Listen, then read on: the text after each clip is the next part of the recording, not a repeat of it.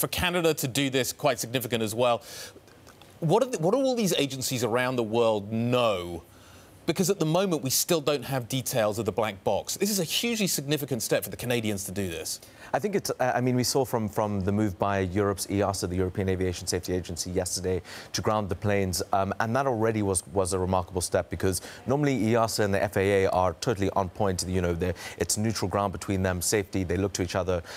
You know, FAA regulates Boeing and EASA regulates Airbus. For Canada to now step out, I mean, Canada really looks to the FAA for this kind of guidance. So this is really, you know, Canada was one of the few allies that the FAA had left in terms of countries that hadn't decided to ground this aircraft. But are these safety agencies, they don't know what's in the black boxes yet. We'll come on to the black boxes in a moment. Are they looking at other data which may be encouraging them to make these moves? At the moment, it appears that this is where the conflict is between the FAA and the other regulators, which is that there is some satellite data that has been recovered, not recovered from the black box, but taken just from, you know, the satellites that keep track of the aircraft, that Canada and Europe and the others seem to think is sufficient enough to ground the aircraft. The question is really for the FAA, which still says and is quite firm that it isn't conclusive enough to warrant that action.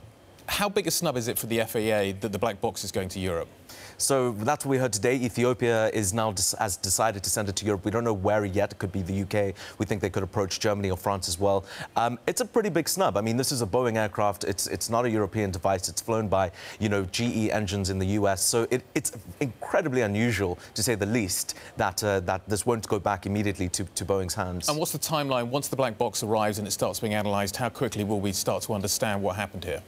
This seems a slightly more atypical example because of the groundings worldwide. So, you know, the reaction from the regulators around the world has been, you know, quite remarkable. So I imagine there is intense pressure to try and get as much data as possible, as quickly to the public as they possibly can. Airlines are already starting to line up saying, actually, who's going to foot the bill? We've got these aircraft on the ground. Who's going to pay? For an airline like Norwegian, which is kind of really struggling at the moment, how critical is this issue?